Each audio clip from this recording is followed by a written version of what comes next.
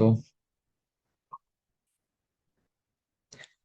Alhamdulillah wassalatu wassalamu ala Rasulillah wa la haula wa la quwwata illa billah.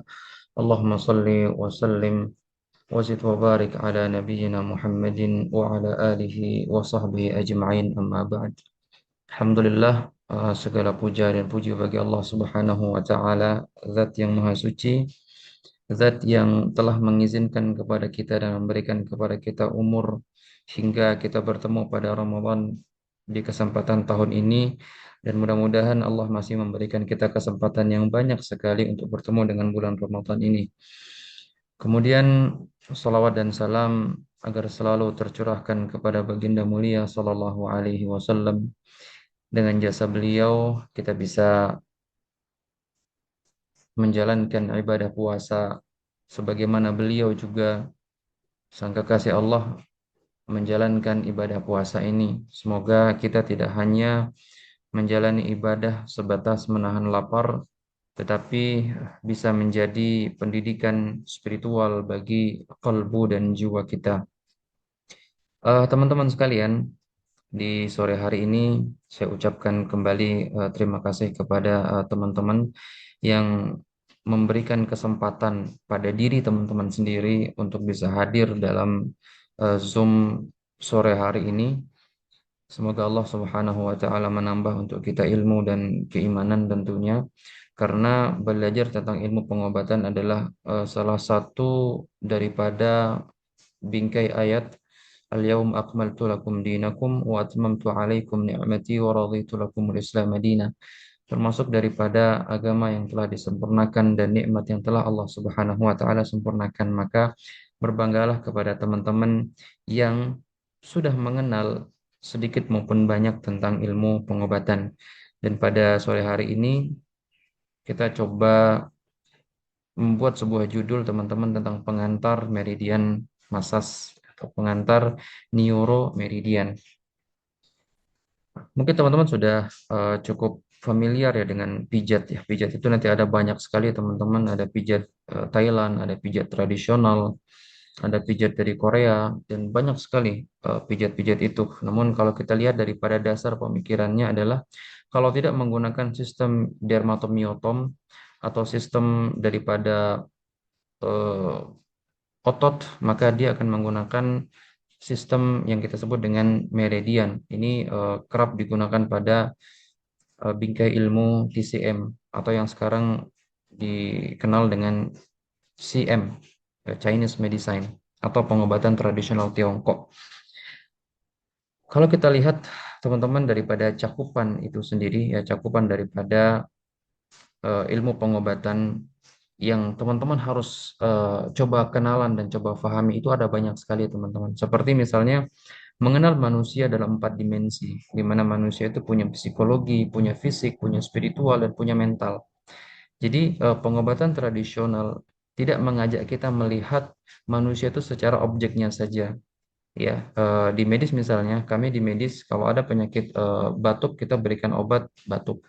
Ada penyakit tipes kita berikan obat tipes. Ya, setelah kita lakukan diagnosa lidah suspek tiposa misalnya, atau penyakit-penyakit lainnya. Ketika teman-teman masuk di dalam eh, danau pengobat tradisional, maka teman-teman akan melihat manusia itu dalam 4 dimensi mereka, psikologi, spiritual, fisik, dan mental. Al-Imam Ibn Al-Qayyim, Al-Imam Ar-Razi, dan lain-lain, mereka membuat sebuah kesimpulan bahwa penyakit itu bisa datang dari sisi psikis yang mempengaruhi fisik, atau fisik yang mempengaruhi psikis, atau kedua-duanya secara bersamaan. Namun secara umum banyak manusia yang sakit karena psikisnya dulu sakit baru ke arah fisiknya. Kemudian mengenal dimensi 4 sindrom teman-teman sekalian. Ini di traditional Chinese medicine ada, di Tibbun Nabawi juga ada yang disebut oleh Al-Imam Al-Ghazali atau Al-Imam Ar-Razi dengan 4 mizajiyah, 4 karakter ya. Nanti teman-teman perlu kiranya mempelajari ini.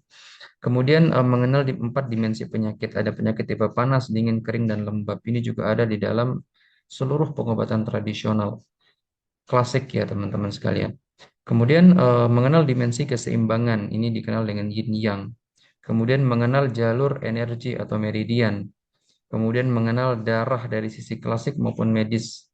Karena dari medis dilihat dalam darah yang bisa dipegang, bisa disentuh yang berwarna merah. Tetapi darah secara klasik itu berbeda, di mana darah itu menyimpan jiwa, di mana darah itu juga menyimpan komponen nutrisi bagi sel-sel tubuh dan jaringan. Kemudian mengenal rangsangan saraf. Ya, nanti teman-teman perlu mengenali tentang rangsang-rangsang saraf. Kemudian mengenal konstitusi tubuh. Ini ada energi, darah, cairan, sen, dan cing. Kemudian mengenal organ dan hubungan antar organ, di mana penyakit itu tidak pernah berdiri sendiri, teman-teman sekalian. Dia selalu mengenai organ sekitar eh, dan menyebabkan penyakit pada organ sekitar juga. Ini sebenarnya mirip dengan hadis Nabi Shallallahu Alaihi Wasallam kalau seseorang itu setiap muslim itu seperti satu tubuh. Idza ishtaka minhu udwun tada'a lahu sa'irul jasadi bis-sahri wal huma. Kalau satu tubuh itu sakit, maka dia akan menyebabkan demam dan bergadang. Artinya semua tubuh akan sakit. Konteks inilah yang kemudian dipelajari oleh klasik bahwa penyakit itu selalu berkaitan dengan organ-organ yang lain. Maka nanti banyak penyakit yang seakan-akan dari lambung, tetapi sebabnya bukan lambung. Penyakit jantung sebabnya bukan jantung, tetapi mungkin liver atau ginjal dan lain-lain. Mual saja, mual saja itu bisa disebabkan karena paru-paru, bisa disebabkan karena otak, bisa disebabkan karena jantung, bisa disebabkan karena ginjal, juga bisa disebabkan karena lambung itu sendiri. Jadi nanti ada banyak yang kita sebut dengan eh, cabang daripada penyakit. Kemudian selanjutnya memahami diagnosa pengamatan secara holistik. Jadi wa fi anfusikum afala tubsirun, dan di pada tubuh kalian tidakkah kalian mau untuk melihat dan mentadabburi.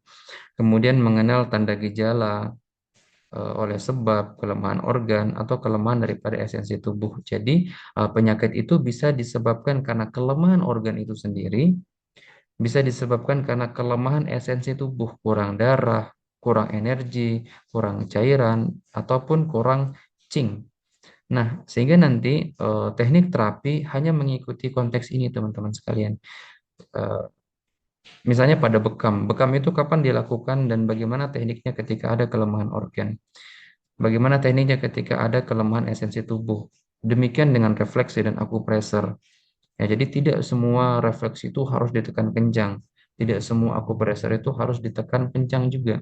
Ada kalanya ditekan kencang, ada kalanya ditekan dengan lembut. Itu nanti kaitannya dengan kelemahan esensi energi tubuh dan kelemahan organ. Ya. Kemudian bisa karena masalah pada otot, bisa karena masalah pada otot ataupun pada pola pikir, teman-teman sekalian. Nah, pola pikir ini berkontribusi terhadap kencang, kendor, dan kombinasi daripada otot. Jadi nanti ada orang tiba-tiba sakit encok, tidak melulu kita perbaiki tulang belakang atau kita lakukan terapi stimulasi tulang belakang. Bisa jadi kepalanya yang kita sentuh sehingga timbullah teknik scalp acupuncture ya dan lain-lain. Ya, kenapa? Karena secara psikologi, perasaan dan pengolahan emosi itu akan mempengaruhi nanti fisik dan logika, teman-teman. Di sini saya coba buatkan hal yang sangat penting yaitu dari sisi psikologi ya, di mana psikologi ini arahnya dengan perasaan-perasaan dan mental ini adalah arahnya daripada pola pikir.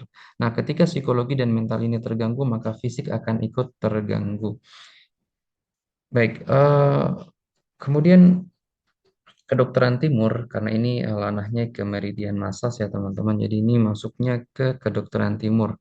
Kiblatnya kemana? Kiblatnya itu adalah pada fenomena dan empirisme. Kemudian nanti akan menjadi ilmu pengetahuan. Jadi pengobatan tradisional itu punya akarnya sendiri teman-teman. Dia punya akarnya sendiri. Sehingga nanti pada tata laksana kasus sebaiknya tidak menggunakan istilah medis yang diterapi dengan istilah, maaf, dengan terapan komplementer atau holistik atau eh, klasik begitu. Akan berbeda nanti. Contoh misalnya kasus gastritis teman-teman yang paling sering ya di tempat kami terutama, atau stroke saja misalnya. Stroke itu kisaran ada 12 penyebab pada kasus stroke itu. Jadi ada beberapa kasus beberapa waktu lalu stroke dibekam tambah lumpuh. Sayangnya, eh, belum banyak riset di antara teman-teman pengobat tradisional tentang kegagalan di dalam terapi. Jadi yang sering diangkat di media sosial itu adalah yang sukses-suksesnya saja. Di sisi medis, mereka mengangkat yang sukses, mereka mengangkat yang tidak sukses. Yang tidak sukses dipelajari kembali, kemudian diteliti kembali sampai ketemu titik temunya. Nah, apabila teman-teman di pengobat tradisional bisa melakukan hal itu juga, maka akan sangat bagus sekali. Sehingga nanti kasus stroke, kita tidak mengatakan stroke lagi teman-teman dalam konsep tradisional. Tetapi kita mengatakan, oh ini serangan patogen panas yang menyebabkan cairan mengering, syaraf ikut mengering. Saraf menjadi kaku sehingga tubuh menjadi stroke. Cara berpikirnya bagaimana? Lembabkan kekeringan itu, maka syaraf-syaraf akan lentur kembali dan stroke akan hilang dengan sendirinya. Jadi akan ada perbedaan antara konsep medis dengan konsep klasik. Eh, izin teman-teman sekalian, ini perlu coba saya gambarkan agar ada gambaran daripada kiblat kedokteran timur yang saya kira teman-teman di sini beberapanya dari kalangan dokter juga dan kebanyakan dari kalangan praktisi tradisional agar ada gambaran seperti itulah cara untuk mengambil sebuah kesimpulan dalam metode pengobatan. Nah, terkait dengan terapi fisik neuromeridian massage, ini adalah salah satu teknik terapi pengobatan. Nah, terapi fisik meridian massage ini teman-teman merupakan salah satu teknik terapan dalam ranah terapi pengobatan yang dibangun di atas pondasi ilmu dasar serta kerangka filosofis yang utuh. Nah, di Meridian Massage, teman-teman akan mengenali tentang filosofi. Nah, mau nggak mau nanti teman-teman perlu belajar tentang mengolah pola pikir untuk memahami filosofi tubuh. Karena tadi di awal disampaikan bahwa seorang pengobat tradisional sejatinya mencoba mempelajari tentang filosofi yang terjadi pada tubuh manusia. Kalau teman-teman temukan kuncinya, ngobatin penyakit itu gampang-gampang susah, teman-teman sekalian. Contoh eh, kasus apa beberapa waktu lalu itu kasus pusing saja yang paling mudah ya, kasus pusing yang kebetulan saya temui di tetangga rumah. Dia mengalami pusing yang cukup hebat. Saya tanya, lagi pengen makan apa? Pengen makan sambal, kata dia. Perutnya sedang tidak bisa mengkonsumsi pedas. Tetapi saya sarankan coba makan sambal dengan cabai yang genap dua saja. Kayaknya dia makan sambal, beberapa menit kemudian pusingnya hilang. Kasus lain, pada kasus haid yang macet, obatnya teh hangat. Beberapa bulan macet diobati dengan teh hangat. Karena filosofi yang terjadi di dalam tubuh itu adalah yang dibutuhkan. Nanti teman-teman kalau belajar tentang alopati atau belajar tentang homeopati akan ada konsep di sana tentang mengobati penyakit dengan lawannya. Kalau di homeopati itu mengobati penyakit dengan sesuatu yang mirip dengan penyakit itu. Penyakit tipe panas diobati dengan tipe panas atau obat sifat panas tetapi kadarnya dikurangin. Ini juga dikutip dari Hippocrates, Bapak kedokteran Barat, teman-teman sekalian. Nah, kemudian eh, terapi ini bukan sekedar terapi manipulatif pada tubuh, teman-teman, melainkan pendekatan sistematik yang memandang manusia sebagai keutuhan struktur fisik, energi, dan kesadaran. Jadi ketika memijat nanti, itu tidak hanya sekedar kita menyentuh fisiknya saja, tetapi kita coba merasakan. Jujur saja sebenarnya tidak kurang efektif ya kalau online untuk neuromeridian ini karena saya pribadi perlu melihat posisi teman-teman, energi teman-teman ngalir atau tidak. Beberapa waktu saya adakan secara offline di sini, saya mencoba untuk merasakan tekanan dari tangan teman-teman itu. Dan dari 6 orang yang kemarin ikut ya, rata-rata semuanya masih belum tepat. Kemudian saya coba untuk menganalisa, saya katakan seperti ini, Ibu A tadi energinya macet di bahu. Lalu dia bilang, saya sering sakit bahu setelah jadi setelah jadi terapis pijat. Iya, macet energinya di situ, jadi nggak ngalir ke pasien. Yang satunya sering encok, yang satunya sering sakit lutut sebelah kanan. Karena energinya nggak jalan, stuck di orang yang menterapi. Jadi melakukan terapi fisik itu teman-teman sekalian perlu regulasi daripada chi yang memang perlu latihan untuk hal itu. Kemudian berangkat dari prinsip ini, keterhubungan antar bagian tubuh, terapi ini berupaya untuk mengembalikan keseimbangan melalui stimulasi jalur-jalur fisiologis dan energetik yang terintegrasi.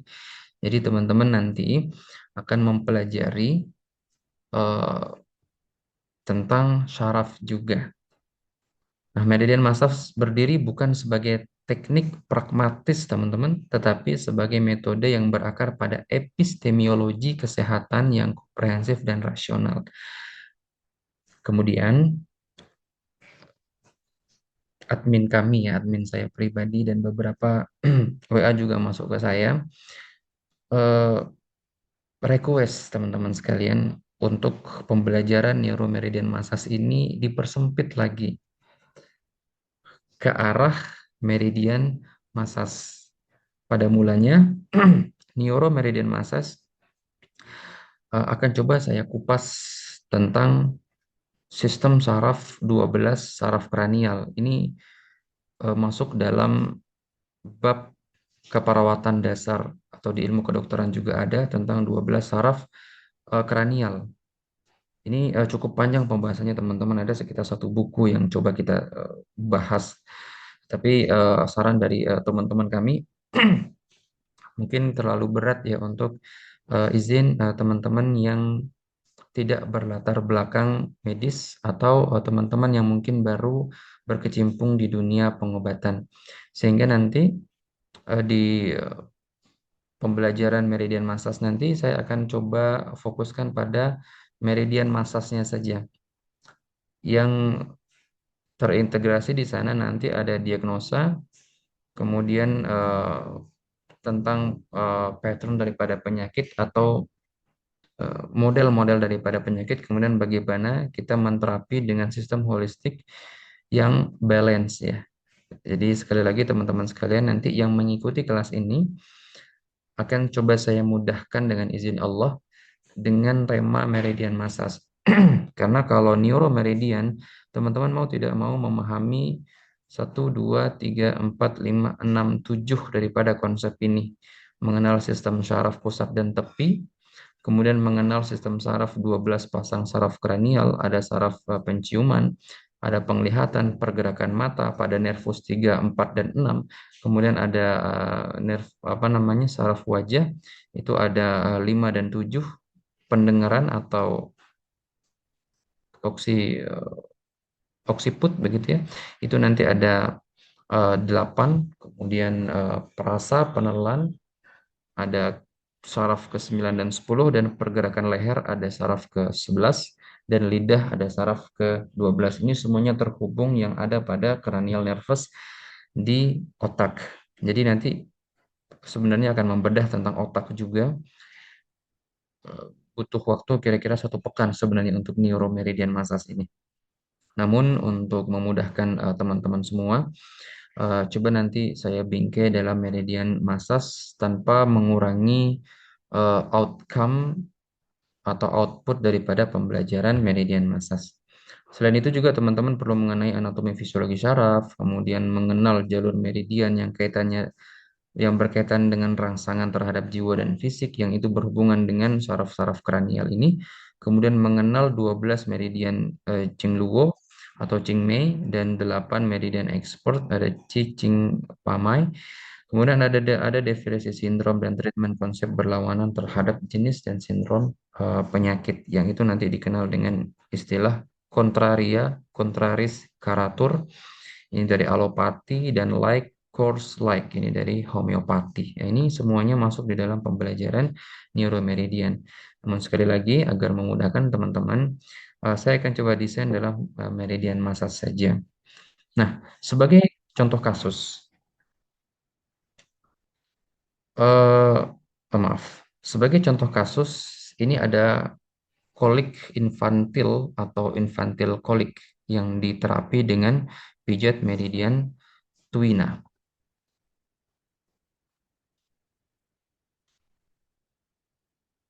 Ya, tuina ini istilah untuk pijat bayi secara umum teman-teman. Ada tuina pediatrik di sana. Nah, sebelum kita coba bahas kasus ini, mungkin ada yang mau bertanya dulu ya teman-teman dari sedikit pemaparan tentang konsep dari neuromeridian terapi ini. Boleh mungkin ada yang mau ingin bertanya?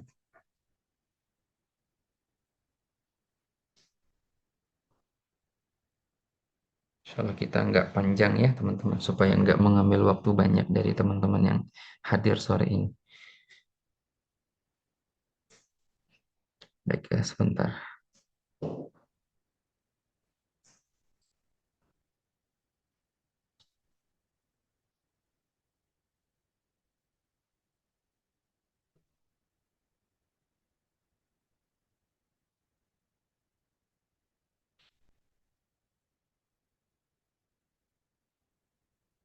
Assalamualaikum. Waalaikumsalam warahmatullahi wabarakatuh. J, Izin bertanya, ya bagaimana eh, Om? apa perbedaan teknik massage neuromeridian sama massage meridian? Oh, baik, Masya Allah. Kebetulan pertanyaannya sama ini datang ke WA juga nih, Masya Allah. Iya, baik. Apa perbedaan utama antara meridian massage di sini tradisional dan neuro meridian massage ya? Secara umum teman-teman, eh, kalau perbedaan yang kompleks itu sebenarnya tidak terlihat ya, tidak terlihat karena keduanya menggunakan titik yang mirip antara jalur syaraf dengan jalur meridian. Perbedaannya nanti ada pada eh, konsep berpikirnya, di mana kita akan menyentuh syaraf, yang syaraf itu bisa lemah atau terlalu kuat karena adanya perlemakan atau otot yang kencang. Nah, neuromeridian massage ini sembari memijat area meridian, kita juga menterapi area kepala sebagai pusat daripada kognitif, pusat daripada sistem saraf utama yang kemudian menyebar ke sistem saraf tepi dan sistem saraf kranial tadi. Sehingga nanti perbedaan utamanya adalah eh, massage tradisional menggunakan teknik massage di permukaan kulit tubuh dengan tekanan yang mungkin teman-teman sudah memahaminya. Neuromeridian massage ditambah tekniknya dengan memasas area kepala dengan jalur meridian, misalnya jalur meridian gallbladder, atau menggunakan konsep dari skalap akupuntur. Jadi digabungkan semuanya di sana. Oleh sebab itu akan ada banyak sekali materi yang akan kita pelajari. Baik, ada gambaran sebelumnya di sini, Om?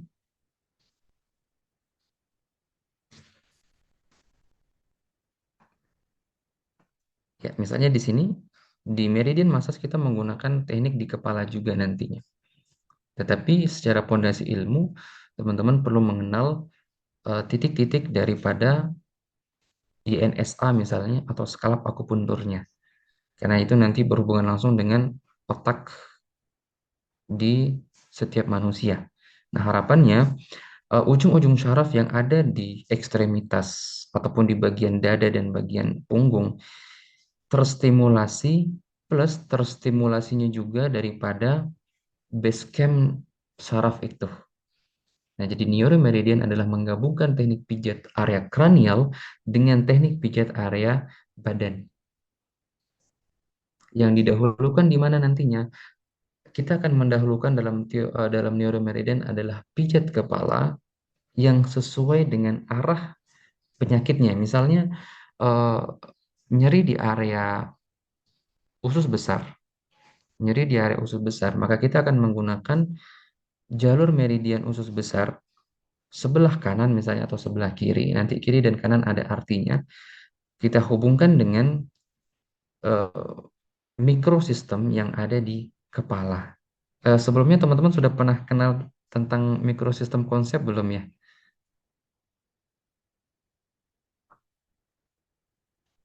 Belum, Mister. Belum ya, oh berarti ya masih panjang nih. Mudah-mudahan teman-teman dimudahkan ya. Baik, sebelumnya ada gambaran nggak, Om? Atau belum ada gambaran? Nggak apa-apa ya. Nah, kemudian perbedaan lainnya teman-teman sekalian untuk neuromeridian massage itu, saya bawa teman-teman kepada eh, evidence base karena ini sifatnya saraf, maka ada wangi-wangi medisnya. Contoh misalnya di sini teman-teman, ini ada kasus meridian massage, ini saya berikan beberapa buku dari misalnya ini dari Infant Massage Therapy Research Review, ya ini tahun 2019. Kemudian ada International Association of Infant Massage, IAIM. Ini sudah ada linknya juga, nanti teman-teman yang mau slide-nya boleh. Ini buku-buku rujukan daripada pengobatan balita atau bayi. Nah, ini asosiasinya teman-teman sekalian. Nah, mau tidak mau, kalau belajar neuromeridian atau yang berhubungan dengan persyarafan, ada lanah-lanah medis yang kita sentuh agar nanti ketika teman-teman ditanya, dasar keilmuannya itu ada. Medisnya dapat dan tradisionalnya dapat. Namun untuk meridian massage kita pure menggunakan tradisional. Nanti teman-teman juga bisa ambil rujukan-rujukan dari Chinese medicine misalnya, atau dari Ayurveda tentang meridian massage atau tentang pijat meridiannya. Itulah sebabnya beberapa teman-teman request untuk dipersempit aja ke arah meridian massage seperti itu. Dan insya Allah nanti di seminar nanti ada sekitar 5 kasus yang coba kita bedah dengan pendekatan meridian massage, dan beberapa saya sertakan herbal tip nabawinya juga alhamdulillah. Baik, ini ada satu lagi pertanyaan sepertinya. Kondisi kesehatan apa saja yang paling direkomendasikan untuk terapi meridian massage dan kapan neuromeridian massage lebih disarankan dibandingkan metode lain? Baik, neuromeridian massage sangat dianjurkan pada kasus-kasus yang berhubungan dengan kognitif atau pola pikir, misalnya pada Parkinson atau penyakit-penyakit yang mengarah kepada stroke. Nanti teman-teman coba searching ya. Tanda gejala stroke itu adalah segera ke RS. Nah, apa arti segera ke RS? Nah, disitulah neuromeridian massage itu berlaku atau sangat dianjurkan. Nah, saya tuliskan di sini. Ini adalah singkatan dari teman-teman di keperawatan gawat darurat ya. Segera ke RS. Nah, nanti teman-teman bisa cari apa arti daripada segera ke RS itu. Disitulah neuromeridian bisa dilakukan secara optimal. Kemudian pada kasus-kasus anak yang telat berbicara, kemudian pelo, gangguan-gangguan pada mata yang disebabkan oleh lambung dan usus besar, kemudian gangguan pendengaran yang disebabkan oleh liver dan ginjal, kerontokan rambut, kekakuan lidah yang disebabkan oleh panas pada jantung, kekeringan pada ginjal, dan panas pada liver. Mudah-mudahan bisa, mudah-mudahan ada gambaran begitu ya. Ini kita mau buka puasa malah dibuat pusing ini sama saya nih. Baik, izin teman-teman, ini kita coba baca kasusnya sebagai gambaran ya. Seorang pasien, ada pertanyaan lagi nggak nih? Oh, ini ada pertanyaan lagi, izin saya bacakan dulu ya. Tadi ada penjabaran mengenai energi terapis yang terhambat sehingga tidak sampai ke tubuh kalian. Bagaimana cara mengetahui sumbatan itu? Terus terang teman-teman sekalian, ini agak sedikit sulit saya gambarkan ya. Tapi begini saja mudahnya. Ketika teman-teman setelah terapi,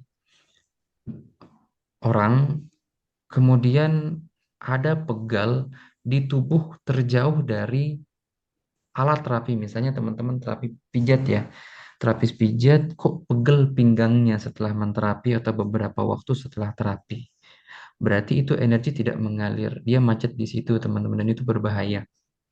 Atau setelah menterapi pegalnya di pundak atau di siku. Itu juga ada masalah pada energi yang tidak mengalir yang kita sebut dengan stagnasi energi si terapis. Dan ini banyak sekali dari 100 terapis mungkin hanya 10-15% yang benar-benar pure bisa mengalirkan energi itu. Ya, kalau pegal setelah menterapi pegal di tangan secara keseluruhan, ya mungkin masih umum ya, karena memang harus diterapi, harus menterapi dengan energi. Tetapi kalau yang pegal kok area kaki misalnya, atau area pinggang, area leher, berarti ada yang keliru teman-teman. Segera dipelajari untuk eh, menyelamatkan teman-teman terapi. Mohon izin teman-teman sekalian, sebagai seorang nakes dan pemerhati kesehatan tradisional, saya tidak jarang mendapatkan konsultasian dari terapis senior yang eh, mohon izin perutnya jadi besar, kemudian jadi berkacamata, telinganya jadi berdenging, rambutnya jadi rontok, kulitnya jadi kering, uang banyak masuk tetapi badannya jadi, mohon maaf, jadi rusak. Jadi saya berdoa kepada Allah agar memudahkan teman-teman semua untuk menjadi terapis sebagaimana Al Harith ibn Kaladah, dokter yang sempat berpraktek di Madinah di zaman Nabi Shallallahu Alaihi Wasallam, kemudian seperti Ibnu Sina dan lain-lain yang mereka punya teori dan teknik yang menyelamatkan tubuh mereka sendiri. Berarti ada diagnosanya ya, harus ada diagnosa teman-teman sekalian. Mutlak bagi semua teknik terapi harus ada diagnosanya. Dan dalam pembelajaran nanti, saya mungkin tidak membahas diagnosa secara mendalam, sebatas menggambarkan saja agar ada gambaran. Ya, ya. Ada kasus teman-teman ini kita coba baca ya sedikit saja. Bayi laki-laki usia 6 minggu. Keluhan utamanya menangis kencang selama lebih dari 3 jam, lebih dari 3 hari, berlangsung selama 2 pekan, terutama pada sore dan malam hari. Jadi di pagi harinya dia oke, enak gitu, fresh, enak. Tetapi masuk waktu sore dan malam, ini kok dia mulai nggak nyaman. Sebenarnya ini sederhana teman-teman. Kalau kita lihat dari filosofi timur. Disertai dengan mengejan, jadi tangisannya itu kencang. Ini kebetulan kasus yang memang pernah saya hadapi. Kemudian perut tampak kembung dan sulit ditenangkan. Sebagian praktisi meruqyah, betul. Efektif, sangat efektif ketika diruqyah. Kemudian riwayat asupannya asinya bagus, menggunakan ASI eksklusif, BB-nya naik secara grafik, MTBS, tidak ada demam, tidak muntahnya hijau, maaf, tidak muntah berwarna hijau, BAK masih oke, tidak ada darah pada feses. Nah, pemeriksaan tanda-tanda vitalnya stabil. Nah, nanti teman-teman tetap ya lakukan pemeriksaan tanda-tanda vital. Nafasnya bagaimana, kemudian nadinya seperti apa, tatapan matanya bagaimana, suaranya seperti apa. Oke, untuk anak-anak terlebih khusus nih. Jadi tidak serta-merta dibedong ya teman-teman. Hati-hati, kasus-kasus pembedongan itu boleh, tetapi harus ada diagnosa yang detail.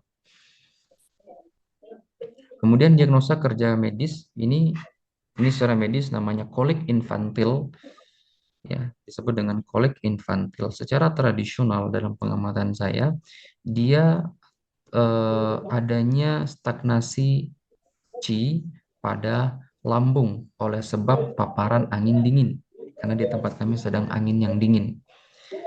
Jadi sudah beda nih, kalau di medis kita sebut dengan kolik infantil yang menyebabkan mual muntah biasanya, tapi secara klasik adalah dingin yang mengendap di meridian lambung yang menyebabkan energi tidak mengalir dan stuck. Stagnasi tadi menyebabkan uap meningkat yang dapat menyebabkan reflux pada lambung atau pada si bayi seperti itu. Nah, tujuan terapi komplementernya adalah mengurangi durasi daripada eh, menangis tadi dan masalah pada pencernaan si anak tadi. Sehingga nanti kualitas tidur dari anak dan keluarga juga akan meningkat. Nah, coba kita lihat bagaimana pendekatan meridian massage-nya teman-teman sekalian.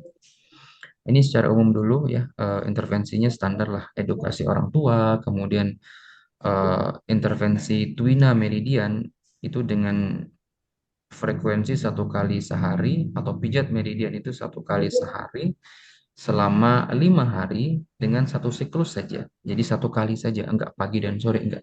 Tetapi 1 kali saja. Kemudian kita evaluasi berkala. Jadi kalau saya pribadi, saya tetap minta nomor telepon biasanya untuk melihat bagaimana perkembangan. Ada herbal yang harus saya stop, ada gerakan yang harus saya stop ketika pemantauan seperti itu. Jadi teman-teman setiap habis terapi itu enak, itu wajar ya. Kalau di konsep klasik kita melihat perkembangannya setelah 1 minggu atau 1 bulan. Kalau perkembangannya masih positif bagus, maka terapi kita sukses. Tapi kalau melihatnya setelah terapi, itu tidak masuk di dalam penelitian, teman-teman. Ya, jadi semua kalau di terapi itu seharusnya enak. Tapi kita melihat bagaimana tubuh merespon daripada terapi kita itu setelah 1 pekan atau minimalnya 3 hari. Minimalnya 3 hari. Paling bagus nanti setelah 1 bulan. Nah, area atau meridian yang akan kita lakukan terapi nanti di area abdomen dan area punggung.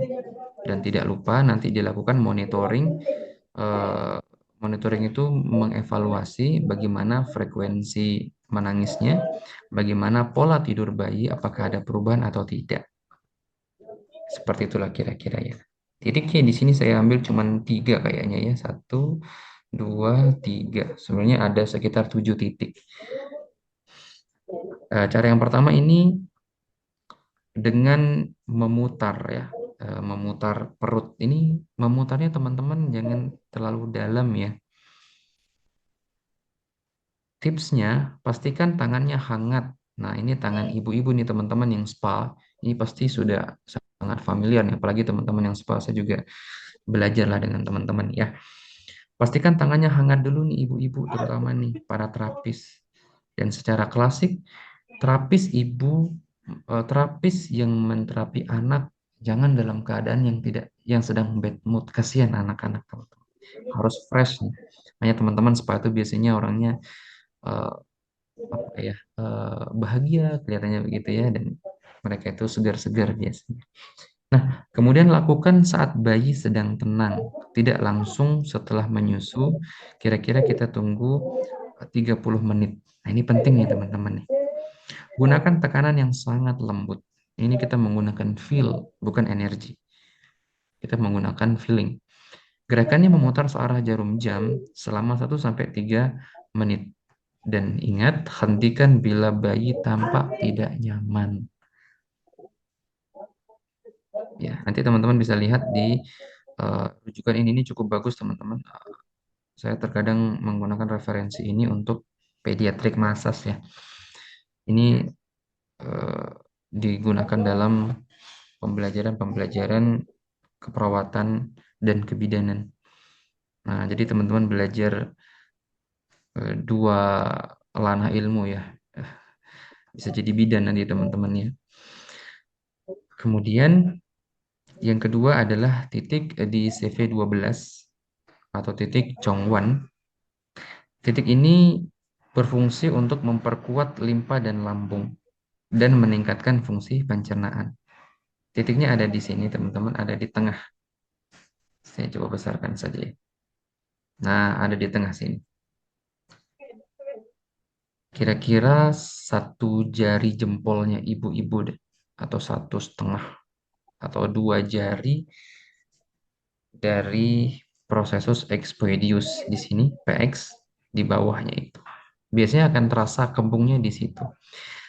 Nah, pijatnya lembut dan gerakannya mengikuti arah usus besar, artinya memutar ke kanan, dan hentikan jika bayi itu rewel atau menunjukkan ketidaknyamanan. Nanti kita lihat aturan tekniknya teman-teman sekalian. Ini titiknya dulu ya.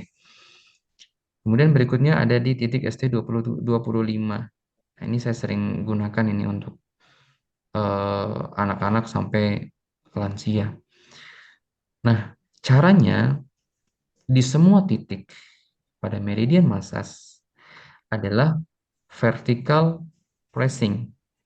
Tekan vertikal, tegak lurus pada titik, lalu gunakan teknik getaran atau vibrasi. Nah, ini terkhusus pada anak cukup dengan dua teknik ini. Ya. Ketika menekan titiknya, kalau memutar bebas yang memutar, ada yang menggunakan I love you, ada yang menggunakan titik putaran arah jarum jam seperti itu. Nah, durasinya 20 menit kurang lebih tergantung daripada anak. Satu kali tiap 2 hari, total 4 sesi. Ini ketika dibutuhkan. Tapi secara umum cukup sekali saja. Ketika dibutuhkan untuk ibu, PR-nya untuk si ibu bisa dilakukan sampai eh, 2 kali, sampai 2 kali dalam 1 hari pada beberapa kasus. Ya.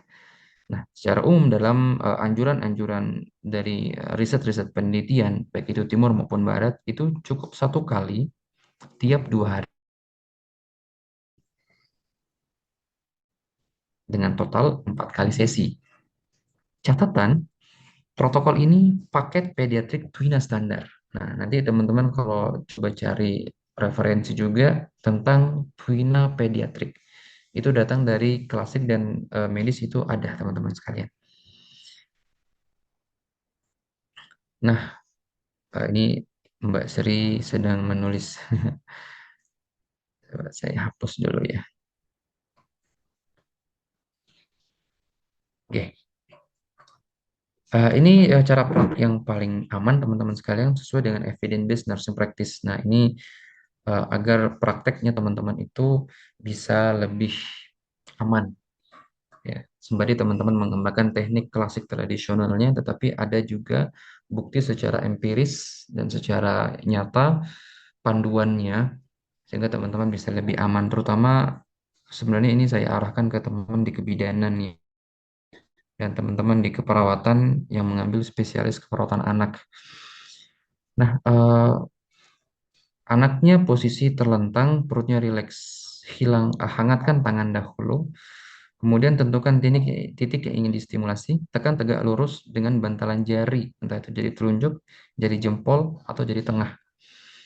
Tekanannya ringan hingga sedang, tidak sampai nyeri, karena nanti ada beberapa teknik yang kita lihat itu ditekan agak dalam. Kami khawatir itu terjadi ileus dan beberapa kali sudah masuk anak-anak dengan kasus ileus, khususnya melintir teman-teman sekalian. Bagi kami ini termasuk dari darurat medis. Terlebih lagi bila yang cukup parah itu adalah sering dipijat perut dengan tekanan yang dalam, terjadi ileus, tetapi tubuh masih bisa mengkoordinir itu sehingga tidak muncul masalah yang serius. Namun setelah berjalan 1, 2, 3 tahun, usus perlengketan itulah yang menyebabkan usus tidak bisa bekerja dengan normal dan terjadilah masalah serius di sana.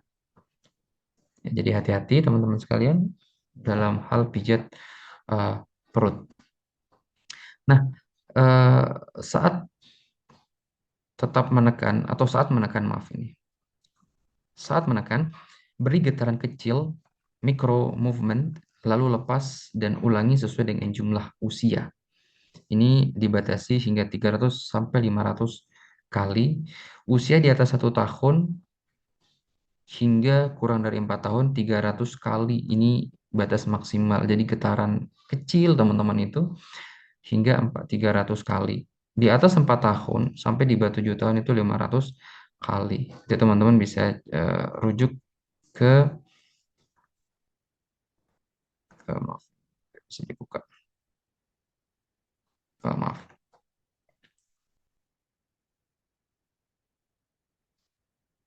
Ya, ke sini ya. Ini. Ada 3 referensi yang saya coba hadirkan di sini, terutama nanti di sini di Pediatric Twina for Functional Constipation ya in Children. Ini ada protokol-protokolnya di sini. Nanti teman-teman bisa coba cari. Kemudian ada comparing health view pada terapi anak.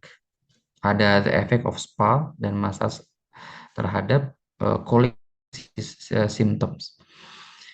Nah, dalam protokol ini pemantauan efek samping dilakukan dan bila terjadi, maaf, muntah, diare berat, dehidrasi, cedera kulit, pingsan, infeksi, efek berat lainnya, intervensi dihentikan dan bawa anak ke praktisi kesehatan medis. Nah, jadi teman-teman sekalian, dalam terapan eh, pada beberapa kasus anak, kalau terjadi diare berat setelah proses terapi, fahami dua hal ini. Kalau tidak membaik, berarti ada masalah yang lain. Terkadang ada sering teman-teman dengar mungkin efek terapi itu jadi sakit dulu. Itu bisa benar, itu bisa keliru. Pada anak-anak misalnya, kalau terjadi diare berat, yang kemudian kita katakan itu sedang ada detox. Kalau anak BB-nya menjadi turun dan pucat, ini bukan detox, ini masalah teman-teman sekalian. Entah itu masalah yang terjadi dalam waktu dekat atau masalah yang terjadi dalam waktu yang lama. Jadi perlu hati-hati. Dehidrasi, cedera kulit, dan lain-lain. Di sini teman-teman bisa baca ya. Ini peringatan, jangan menekan kuat pada perut bayi, hindari titik yang terlalu dalam, dan jika bayi muntah tampak sangat rewel atau ada riwayat medis, konsultasikan ke dokter terlebih dahulu.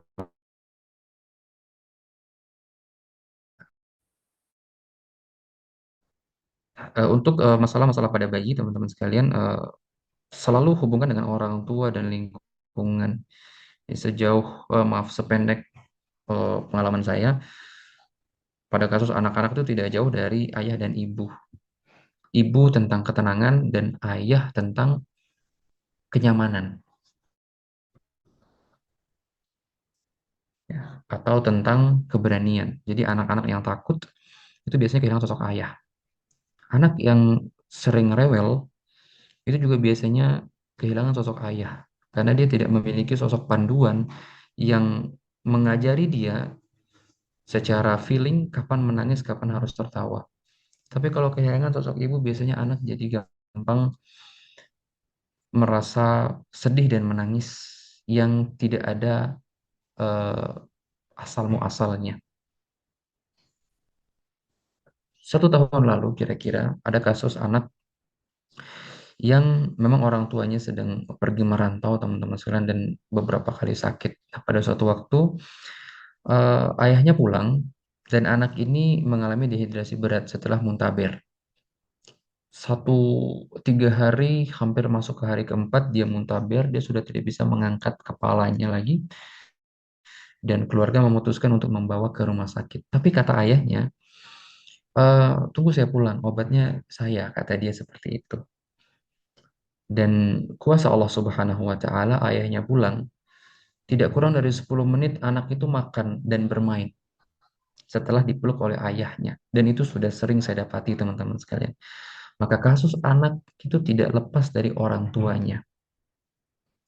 Banyak referensi teman-teman mau cari dari sisi klasik maupun barat itu referensinya banyak banget tentang anak yang tertopang kesehatan jiwa dan raganya dari orang tua.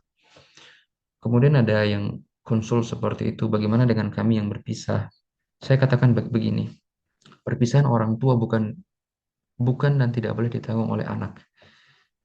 Perpisahan orang tua itu adalah tanggungan masing-masing orang tua, tetapi tidak boleh sama sekali dibebankan kepada anak. Zalim.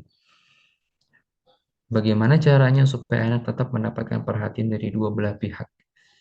Terlebih mereka yang masih berada di golden age 3 tahun sampai 5 tahun hingga 7 tahun, jangan sampai mereka kehilangan sosok kedua orang tuanya apapun kondisi daripada orang tuanya, ya.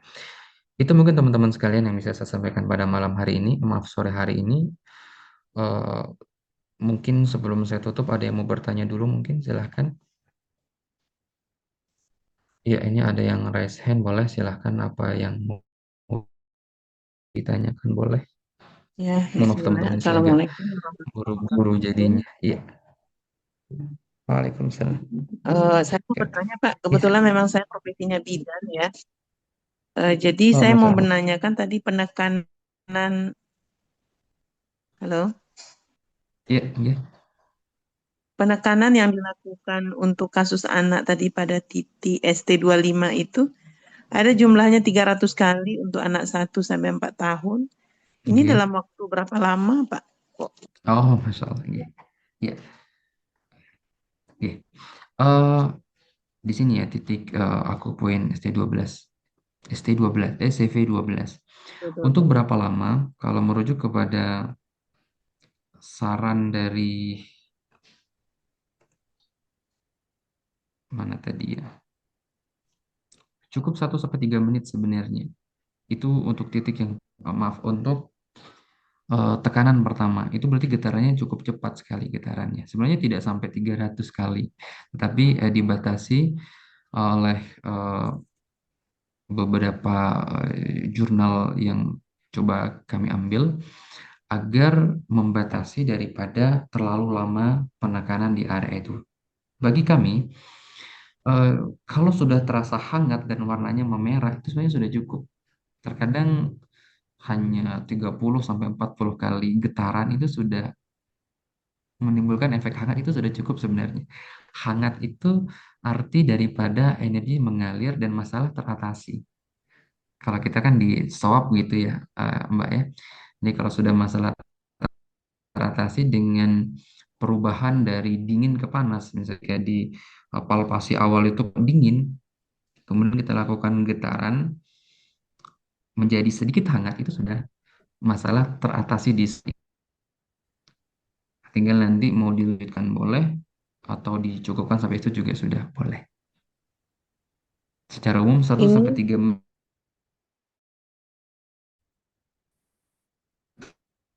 mutlak, boleh sampai 5 menit ya, boleh sampai bahkan ada yang sampai 20 menit, nanti tergantung daripada kondisi anak. Kalau sudah ST25. ada perubahan sebenarnya sudah cukup.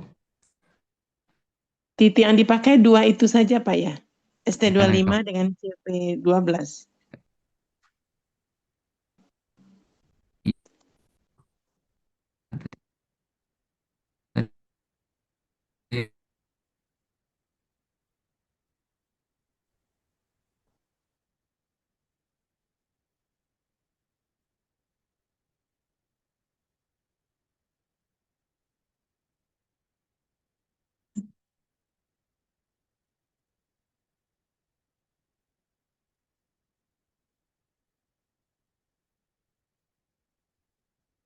Terima kasih, Pak, atas informasinya.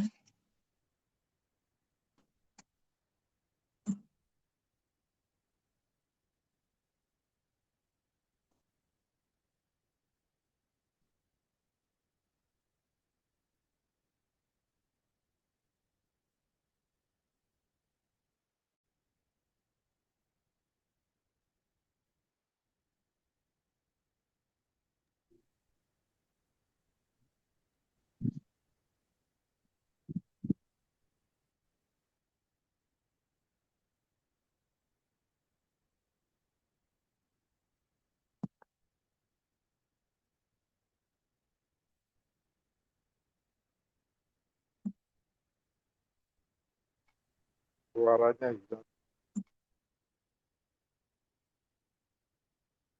Ini tadi sudah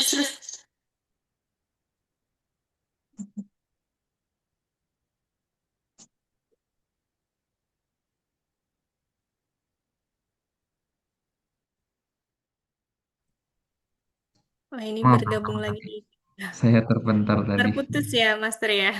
Ji, Ya, Masya silakan Allah. Master. Ya, Alhamdulillah. Satu lagi mungkin pertanyaan teman-teman yang lain. Mohon maaf ini saya agak ngebut ya. Saya Halo, khawatir teman-teman yang Assalamualaikum. di Wita. Ya, Waalaikumsalam warahmatullahi wabarakatuh. Halo, Assalamualaikum. Ya, Waalaikumsalam Ya, warahmatullahi wabarakatuh. Ustaz, saya panggilnya.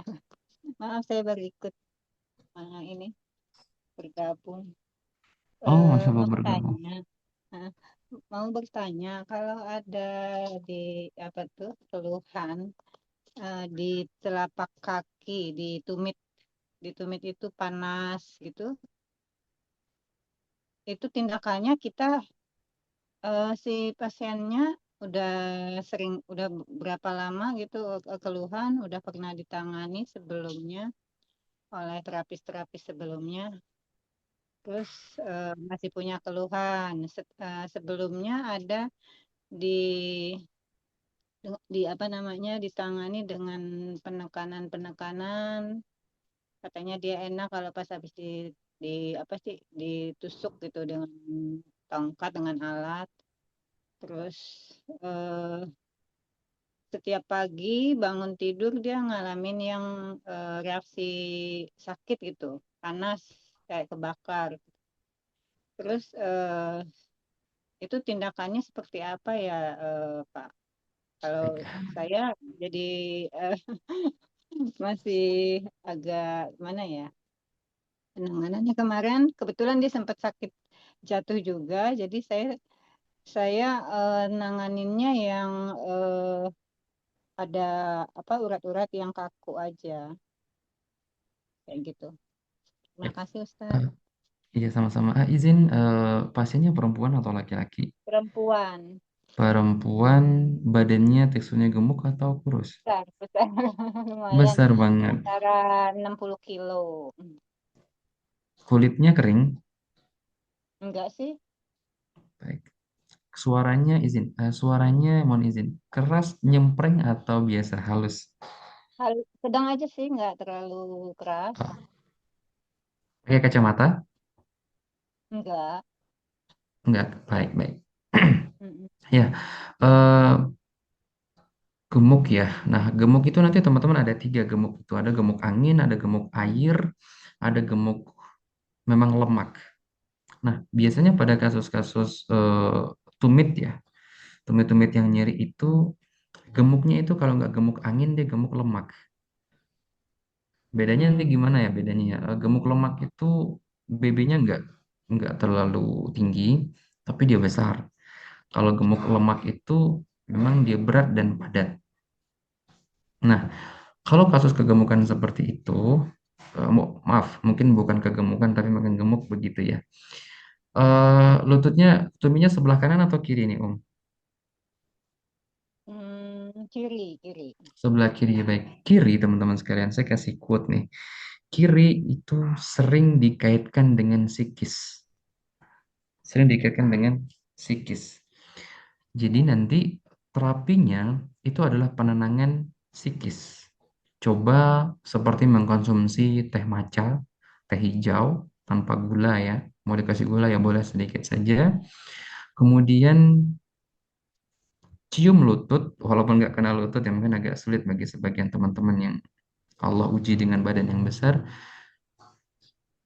Sebelah kaki tumit sebelah kiri berarti beliau cium lutut, tangan kirinya menyentuh kaki kanan untuk membuka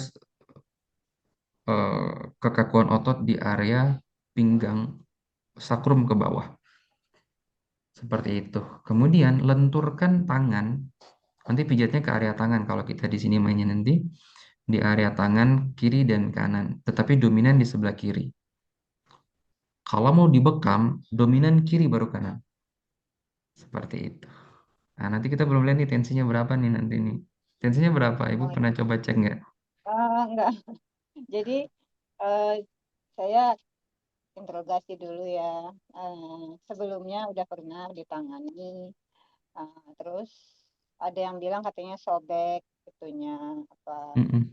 tendon atau ligamennya dia bilang. Ada yang sobek. Oh, terus yang pernah ditangani di, maaf saya sebut nama tempat terapisnya, di Petos katanya. Tapi pas datang lagi yang terapinya dia udah nggak ada, udah pulang kampung.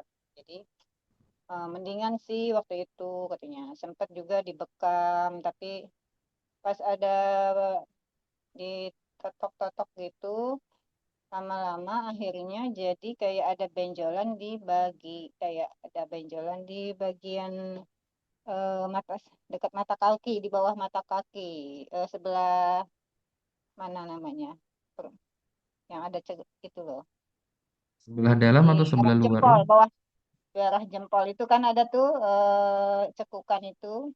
Tekukan Mm-mm. itu.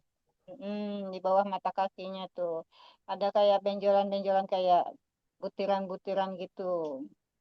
Baik. Kayak terus ada yang bilang lagi katanya itu tulang muda yang ada di tumitnya itu, tulang rawan. Hmm. Itu tulang atau apa sih kata dia. Kalau kata saya bilang, aduh, bukan deh. Kalau tulang kenapa kok ke situ pikiran saya gitu ya. Iya, iya, iya. Baik, baik, baik. Eh, ini menarik nih teman-teman sekalian. Saya belum Ya kalau melihat. aktivitasnya lompat-lompat mungkin dia olahragawan kan saya tanya. "Oh, enggak kok katanya. Nah gitu. Atau pernah apa cedera apa gitu. Enggak pernah. Cuma kemarin aja sempat eh, sudah kejadian itu sakitnya memang sudah dirasain sebelumnya ada dia jatuh gitu. Mungkin nggak nyaman dengan kakinya yang sakit itu jadi dia jatuh. Jadi dua dua kasus yang bekas jatuhnya ya udah saya tanganin itu belum lama ini. Nah, yang jadi pertanyaannya dia sebelumnya ini tumitnya itu yang bangun tidur pagi panas. Saya sudah sering sih banyak yang mengeluh seperti itu, dengar seperti itu. Ini kaki tumit panas kalau pagi kayak gitu, terus kayak kebakar. Nah, itu dia cara penanganannya yang saya ingin tanyakan. Apakah bisa ditekan atau karena ada info kalau kasus seperti itu eh, apa ya namanya? Ada Mm-mm. yang peradangan atau gimana? Ladang sendi. Iya, kalau ditekan apakah tidak menjadi permasalahan lagi atau gimana? Baik. Ya. Tumit itu di sini ya, teman-teman ya. Ini Tumit tumit ya. yang bawah. Ya, Ya bawah sekitar sini ya. ya. Baik. Iya, iya. Sekitar Saya situ. kasih gambaran teman-teman ya. Tumit di Iya. sini, ini hubungannya dengan pinggul bawah. Maaf, area bokong. Semua masalah di sini nanti masalahnya adalah ada di bokong. Kemudian, bokong ini, ya, bokong ini erat kaitannya dengan kepala, terutama nanti di area kepala ke arah leher belakang. Oleh sebab itu, masalah-masalah yang ada di sini tidak jauh dari masalah kepala dan panggul. Sampai situ dulu.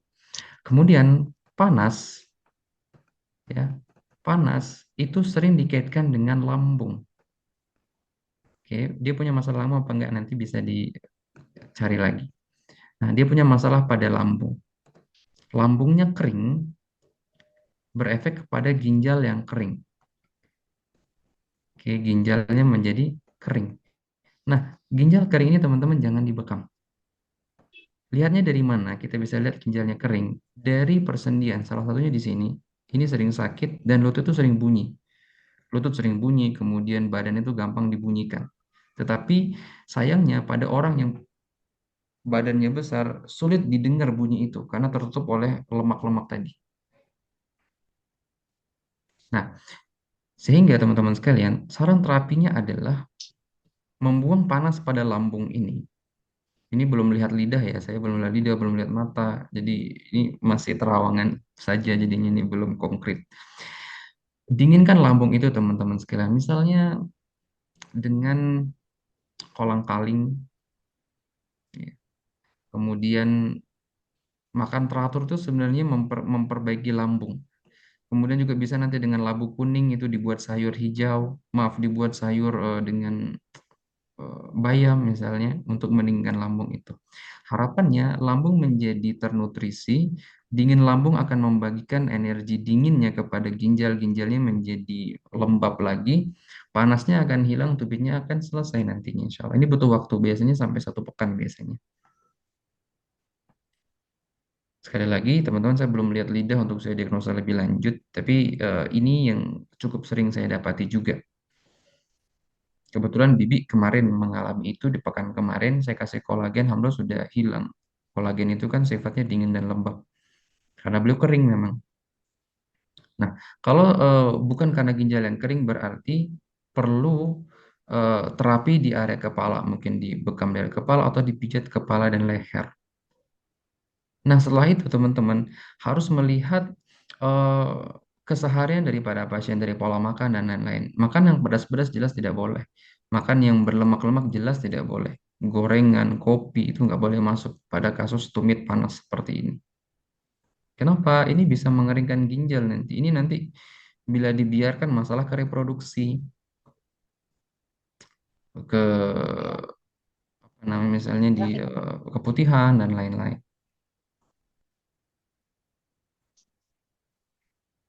Jadi terapinya tadi adalah didinginkan lambungnya atau di terapi ginjalnya dengan penguatan lambung, misalnya dengan labu kuning tadi. Dan ini nggak boleh kena angin, teman-teman. Menghindari paparan angin pada pasien dengan tumit yang sering panas dan sakit. Sering kipasan atau Angin. tidak, perlu kita tanyakan kembali nanti. Begitu, Ibu? Jadi tindakan untuk penekanan itu gimana, Pak? Tindakan penekanannya semuanya dilakukan dengan sangat lembut sekali. Tetapi saran saya bukan di titik ini, bukan di titik sini, tetapi di sini. Di betis malah ngambilnya. Betis dan area pinggang bawah, area ginjal.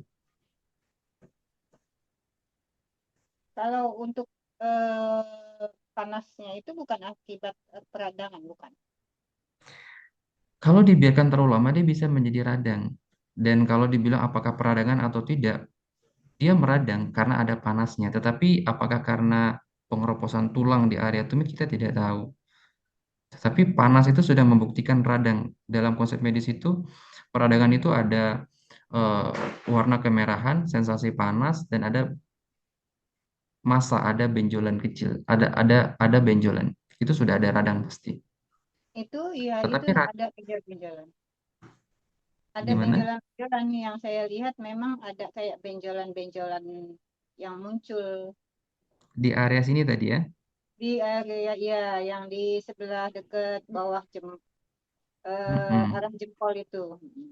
Nah, untuk kita tahu dia apakah benjolannya itu karena peradangan atau dia masalah baru, ada perlu pengkajian terlebih lanjut lagi. Nah, pasalnya begini teman-teman sekalian, benjolan itu ada yang sifatnya panas, ada yang sifatnya dingin. Nah, itu sudah Nah, beda pendekatan terapinya nanti. Tapi secara umum, kalau benjolan itu dalam konsep tradisional itu ada energi yang tidak mengalir pada jalur meridian dengan baik. Nah, area jempol bawah ini hubungannya dengan servikal lagi. Maka tadi kami sampaikan, kita sampaikan teman-teman nanti kita banyak memegang area bahu dan apa namanya leher belakang. Ini akan ikut sendiri nantinya. bukan di jempolnya, Pak, yang di Mana? bawah mata kaki. Di bawah mata kaki Yang di sini. lembut itu loh, yang bawah. Yang lembutnya ini loh, yang lembut yang di bawah mata kaki kan ada tuh yang agak agak cekung itu loh. Di bawah mata kaki di area sini. Coba saya hapus dulu ya. Mana dia? Saya gambar ulang. Bentar. Ini kaki. Yang seperti oval. Nah, ya itu nah yang di oval. Di sini. Bukan. Di bawah-bawah. Dekat telapaknya banget di bawah. Nah, ya situ. Sini. Ya, Oh, itu. benjolannya di sini. Jadi timbul kata dia kalau lagi kumat tiba-tiba jadi sakit begitu. Situ timbul seperti jadi benjol gitu di situ. Ya, Nah, pernah sebelumnya bengkak besar. Dia bilang sempat bengkak ya. besar katanya.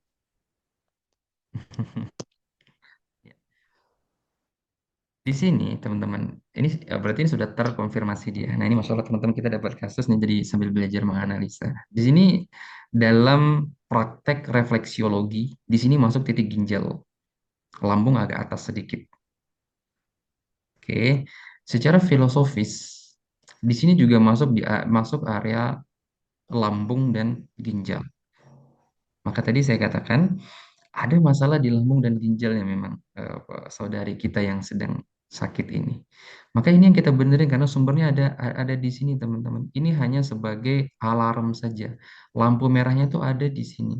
Kalau kita fokus di sini tanpa memperbaiki ini nanti akan balik lagi entah di sini atau nanti di tempat yang lain. Jadi kita perbaiki nanti lambung dan ginjalnya.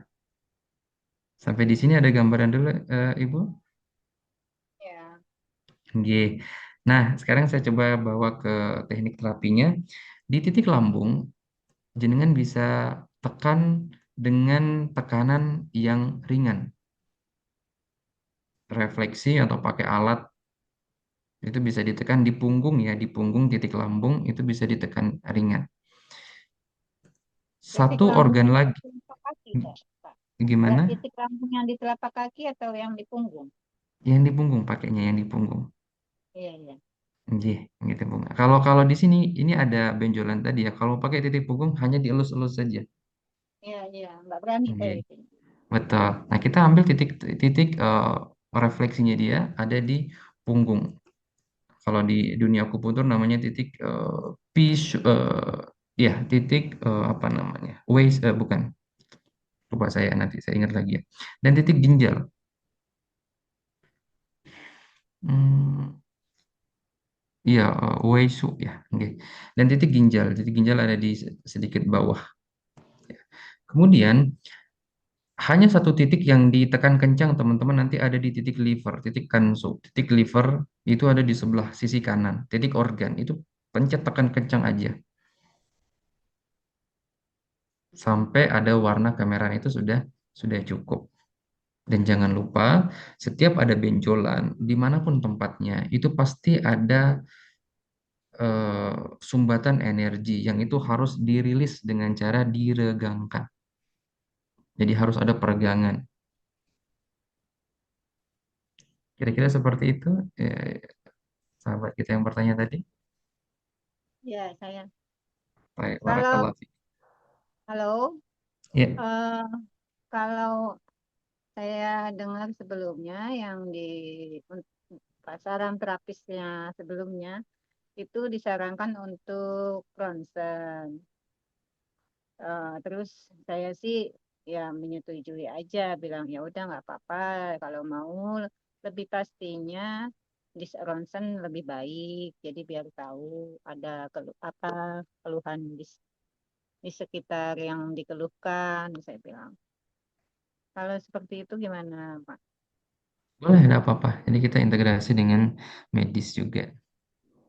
Iya, heeh. Jadi Iya, kita untuk kelanjutannya penanganannya jadi lebih hati-hati gitu, lebih betul, ke poinnya. Heeh. betul sekali. Makasih, Pak. Saya sama-sama teman-teman sekalian. Ya, ini masih ada beberapa pertanyaan ya. Saya pikir ini eh, sudah mendekati maghrib, teman-teman. Eh, Mungkin nanti teman-teman bisa ini aja ya, bisa wapri ke nomornya Mbak Ulan atau ke nomor admin. Saya tuliskan nomor nomor saya aja, Pak. Oke, Mas. Iya, nanti teman-teman bisa bertanya secara pribadi boleh atau nanti lewat grup juga boleh. Ya, itu saja mungkin teman-teman yang bisa saya sampaikan. Ini mohon izin dan mohon maaf. Saya agak ngebut ini biasanya agak santai kalau lagi ngobrol-ngobrol seperti ini ya.